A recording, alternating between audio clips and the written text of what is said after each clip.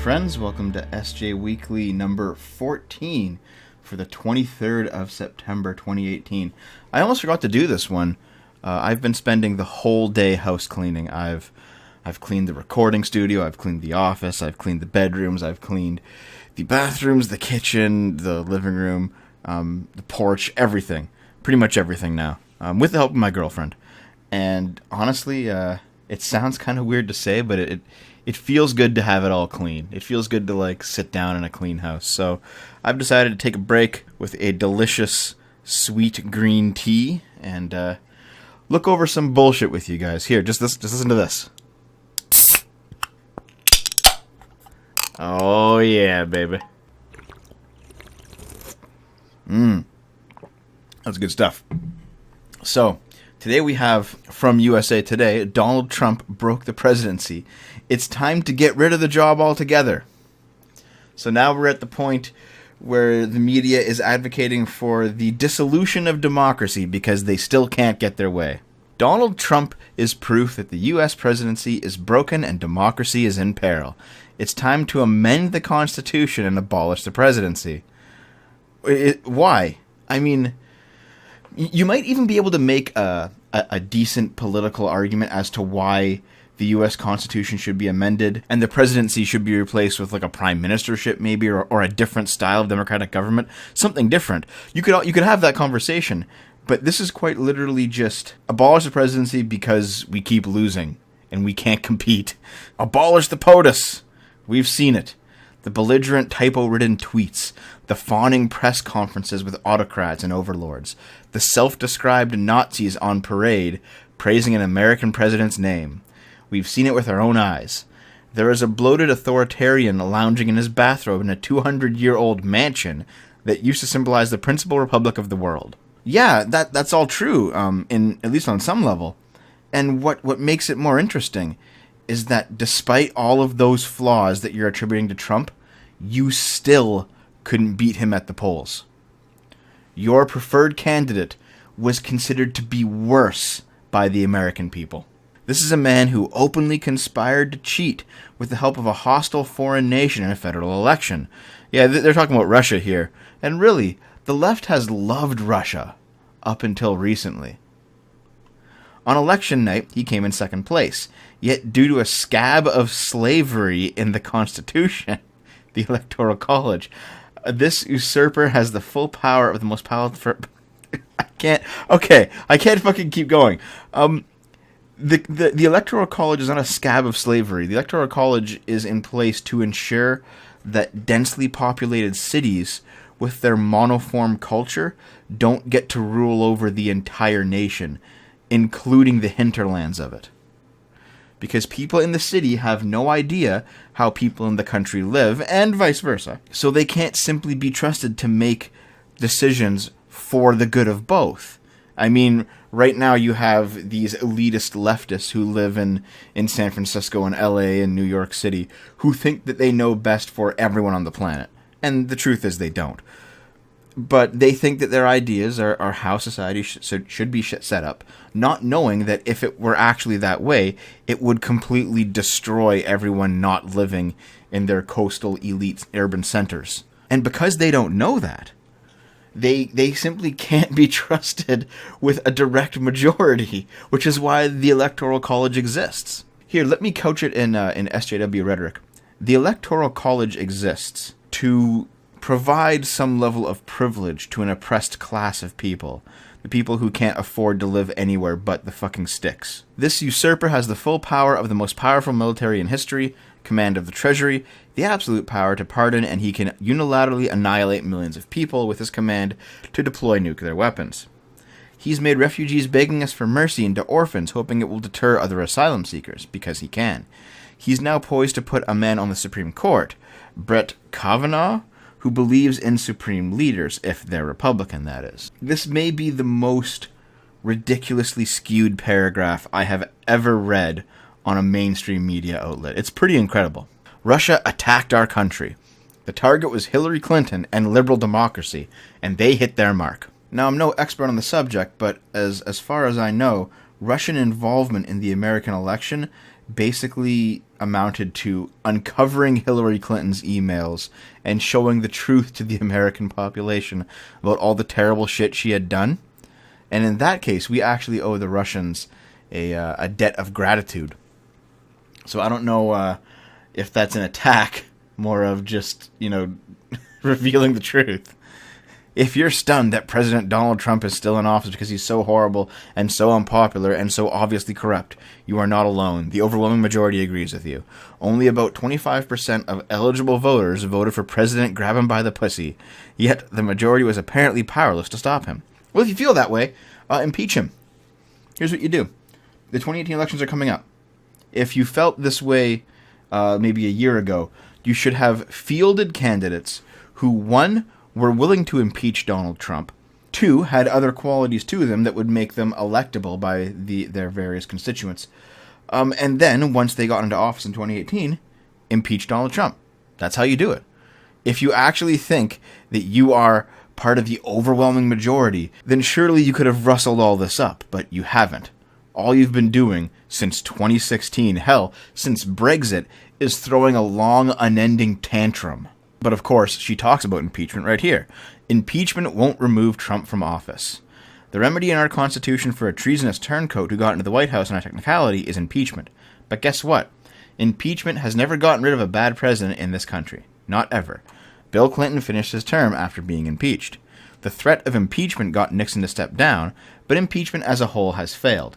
It's never lived up to its promise. Well, that's the problem, isn't it? Because Bill Clinton wasn't a treasonous turncoat. He lied about an affair he had. That's basically it. And you're not going to get someone kicked out of the White House for having an affair. If Trump is as bad as you say, and you are the majority the way that you say you are, you should be able to impeach him, and that should lead to him getting kicked out of the White House. However, he's not, and you can't. Abolish presidency to save democracy. We can make that happen. My fear isn't Trump. It's that the next autocrat is most likely smarter and savvier than Trump. Every partisan from every niche of American politics should be alarmed. We have a branch of government that stinks so bad it's wafted over the entire nation and its outer territories. The entire world sees it. We're in trouble. The presidency is broken. Our little democratic experiment is in peril. Well, to be honest, it would be worse under Hillary. And it would be worse under Hillary. Trump is, he's not perfect by any stretch of the imagination. He's actually probably not that good of a president, but he is the president that the United States needed at this point in time. And all of this whining because you lost. I mean, let's be honest here. This article would not have been written if Hillary won the presidency, even though she would have been objectively worse than Trump. We can amend our Constitution to save the Republic, abolish the presidency, power to the people, power to the Congress, make the co-equal branches of government more equal, give us a council of boring bureaucrats who will do their job, serve the people, and leave after their term ends. Well, frankly, that is what Congress should be. And as I recall, Trump ran on making Congress have term limits. Now, who knows if he'll ever actually get that done. In fact, he probably won't get that done. Maybe he'll get it done on his second term, because by then he really won't give a shit. Just like Obama didn't give a shit on his second term. But your complaint here seems to be that Congress doesn't have term limits, and Trump agrees with you on that one. Considering that the author of this article sounds like a fucking snowflake, let's move on to the next one, titled, "Don't Call Us Snowflakes, It Damages Our Mental Health, Say Young People." This is quite the image. This is an incredible image. Being called a snowflake is damaging to mental health, young people say. Figures show, which figures are we talking about here, that the majority of young people think the term is unfair, and even more think it could have a negative effect on its own. Well, maybe you shouldn't be fucking snowflakes then. Holy fuck. Okay, can you imagine if this were flipped on its head? Imagine if a bunch of young conservatives or alt-right people came out and said, "Don't call us Nazis. It's damaging to our mental health." Whether or not they were actually Nazis, let's just put that aside for a minute. They're just saying, "Don't call us Nazis." They would be, they would be universally shat on by everyone. The honest truth is, not only can you not choose your pronoun, well, I mean, you can to an extent. You can be polite about it. Like, if you're a trans person who gets misgendered, you can politely ask that somebody call you by a different set of pronouns. And if they don't listen to you, they're being a dick, but it's their choice, right? But not only can you not choose your pronoun, really, you can't choose your adjective. And this snowflake business is kind of an extension of the choosing your pronoun stuff, because basically what it boils down to is people saying, hey, I get to control what you say about me, because what you say about me might be damaging to me. So if you misgender me, I should have some kind of power over you to make you stop doing that. And if you can do it for pronouns, why can't you do it for adjectives? It's the same logic, right? Don't call me a snowflake. It makes me feel bad. It's damaging me. So therefore you must be controlled. Yeah. And then we can take it further. Don't call me an idiot. Don't call me stupid. Don't call me dumb. Don't call me slow. Don't call me anything that I don't want you to call me. That's the end result of this political correctness bullshit, is this snowflake stupidity here. The snowflake generation is a disparaging term now commonly used to refer to young people, who are perceived to be oversensitive and intolerant of disagreement. Well, that's because they are. They can't tolerate any kind of disagreement. Whenever there's a speaker at a university they don't like, they'll pull the fire alarm. They'll attack people wearing black masks over disagreements. It's ridiculous bullshit. Research by insurance firm Aviva found that 72% of 16 to 24-year-olds think the term is unfairly applied, while 74% think it could have a negative effect on young people's mental health. Well, of course they're pulling this card because it's how they've controlled the conversation so far. If you're somebody who is willing to use violence to accomplish your political objectives, and then somebody calls you violent, knowing that to be perceived to be violent by the public at large is a negative thing, they're now going to want to control your speech and say, don't call me violent. Even though you objectively are violent, that person's going to say, don't call me violent because it looks bad. And that's what this is. It's not quite the same thing. We're talking about snowflakes, not violence, but it's a related idea. These people know that they are intolerant of debates. These people know that they're intolerant of different types of ideas. They do it in the name of battling oppression or whatever. And they know that the public perception of them is that they're basically sissies. Is that they can't handle anything outside of their bubble, so they're called snowflakes. And they don't like that. The figures also show that young people are more likely to have experienced stress, anxiety, and depression in the last year. Get off Tumblr. I'm sure some of this is real. Some people have some terrible situations they're going through. But you live in the most privileged society, in the most privileged time on Earth. Get off Tumblr, recognize the opportunities you have laid out in front of you, and get to work. That's why you have stress, you have anxiety, and you're depressed. The phrase, which originated in America, has particularly come to refer to universities and students who use trigger warnings to alert readers or listeners to potentially distressing material, and safe spaces, which are meant to be free of certain opinions or ideas. You said it right there, all right? The safe space is meant to be free of opinions and ideas. Okay. Now, what is it that Snowflake was described as? Let me just find it up here. All right. Snowflake generation perceived to be oversensitive and intolerant of disagreement. What is a safe space for snowflakes? Oh, a place where there's no contrary opinions and ideas. Maybe in that place there will be no disagreement. It is also used to imply that young people are less resilient than older generations and quicker to take offense. Well, that is generally true, isn't it? I mean, young people have had a lot less experience with the world. It's not just in terms of being resilient or quicker to take offense. It's also in terms of, physical strength, experience,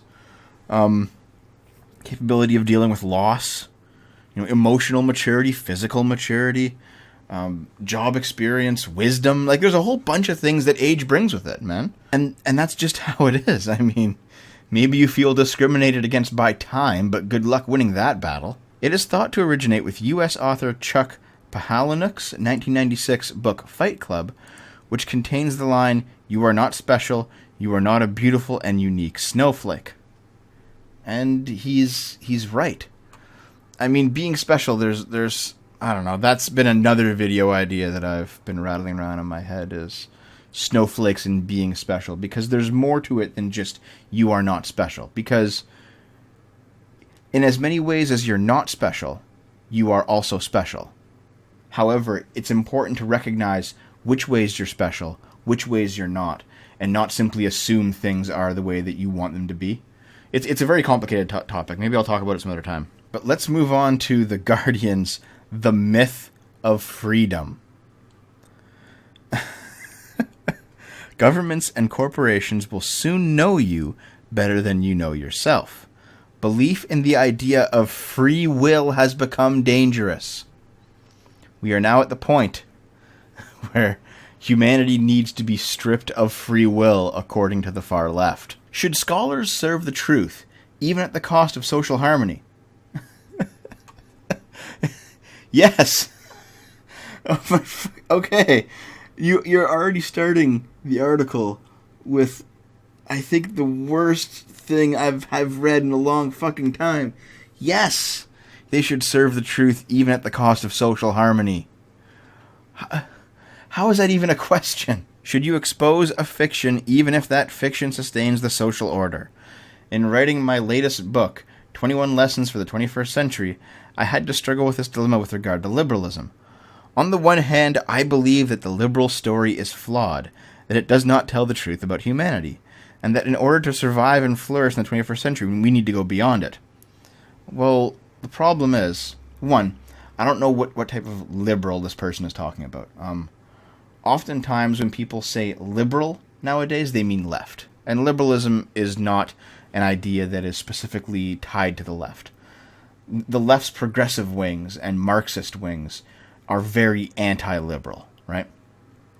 However, if we're talking about liberalism, actual liberalism, valuing free will, which apparently this author does not, but valuing free will, valuing choice, valuing equality of opportunity, valuing an open market, with a social safety net, yes, but an open market. These things are liberalism. And if she's talking about this type of liberalism, there's no going beyond that. That is basically the political apex, in my opinion, that humanity is ever going to reach. I mean, maybe not. Maybe we'll find something different that's more amazing, but belief in the supremacy of the individual is why we had the Industrial Revolution, why we had the Computer Revolution, why we had any form of human rights movements, why we have a reasonable amount of environmentalism in society, why we have any of the things that make our society the greatest society to ever exist. That's because of liberalism. That's because of the value of the individual. This person doesn't fucking understand what they're talking about. What's more, liberalism is now attacked by religious and nationalist fanatics who believe in nostalgic fantasies that are far more dangerous and harmful. Now that describes Islam, but because this is The Guardian, I have to assume they're not talking about Islam. Liberalism's great advantage over other ideologies is that it is flexible and undogmatic. It can sustain criticism better than any other social order. Indeed, it is the only social order that allows people to question even its own foundations. Liberalism has already survived 3 big crises: the First World War, the fascist challenge in the 1930s, and the communist challenge in the 1950s to 70s. If you think liberalism is in trouble now, just remember how much worse things were in 1918, 1938, or 1968. See, so far this person seems to basically be on the money. Then we kind of get into some weird territory here. Liberalism is founded on the belief in human liberty. Unlike rats and monkeys, human beings are supposed to have free will. This is what makes human feelings and human choices the ultimate moral and political authority in the world. Liberalism tells us that the voter knows best, that the customer is always right, and that we should think for ourselves and follow our hearts. Unfortunately, free will isn't a scientific reality. It is a myth inherited from Christian theology. Theologians developed the idea of free will to explain why God is right to punish sinners for their bad choices and reward saints for their good choices. If our choices aren't made freely, why should God punish or reward us for them? According to the theologians, it is reasonable for God to do so because our choices reflect the free will of our eternal souls, which are independent of all physical and biological constraints. This myth has little to do with what science now teaches us about Homo sapiens and other animals. Humans certainly have a will, but it isn't free. You cannot decide what desires you have. You don't decide to be introverted or extroverted, easygoing or anxious, gay or straight. Humans make choices, but they are never independent choices. If every choice depends on a lot of biological, social, and personal conditions that you cannot determine for yourself. I can choose what to eat, whom to marry, and whom to vote for. But these choices are determined in part by my genes, my biochemistry, my gender, my family background, my national culture, etc. And I didn't choose which genes or family to have. The problem with this point of view is that it's conflating circumstances with choices, and they're not the same thing. What's a good example? Boogie is a good example. Boogie was like a 600-pound like Goliath of a man, right? Like grotesquely fat, okay? But he has made the choice to make some lifestyle changes, and there was definitely some surgery along with that. But he made choices. In fact, the choice to get the surgery was a choice too. And as a result of those choices, he's losing weight. He's significantly thinner than he was before. Circumstances are not choices, and they can influence choices. But people always have the ability to choose beyond their circumstances. A fat person who's been fat their whole life, who chooses beyond their circumstances to become thin, that's free will.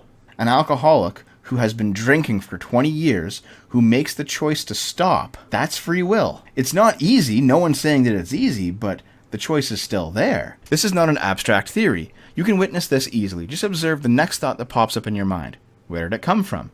Did you freely choose to think it? Obviously not. If you carefully observe your own mind, you come to realize that you have little control of what's going on there, and that you are not choosing freely what to think, what to feel, and what to want. That's partially true. However, that does not disprove free will, does it? I mean, yeah, there's obviously some kind of unconscious part of your mind that you do not have any kind of free will over. You're going to get stray thoughts, you're going to get dreams, you're going to get all of these situations. And yet, you can still choose what you do with them. You can get some kind of thought in your mind. You can choose to ignore it. You can choose to act on it. You can choose to ruminate on it, but not actually perform any action. You can do a lot of things. Just because there are some uncontrollable parts of yourself doesn't mean that you are, on the whole, uncontrollable. There's a lot of thought experiments in this article. It's probably actually worth reading, but let's get down to the end of it here. If humans are hackable animals, and if our choices and opinions don't reflect our free will, what should the point of politics be? That's actually a very good question. However, I'm not sure that those ifs that you started with, those presuppositions, are actually true. But I think there's a far worse problem here than even just politics. If free will really is gone, like let's say that it just turns out that undeniably, unrefutably, there is zero free will. Not all free will, not partial free will and partial uncontrollability. Zero free will. If that's the case, how can we morally hold anyone responsible for anything? How can you say that a murderer is responsible for the murders that he committed if there's no free will? Even if we get to a point where there's no free will, it might be beneficial just to keep the illusion of it around, just because society would completely break down without it.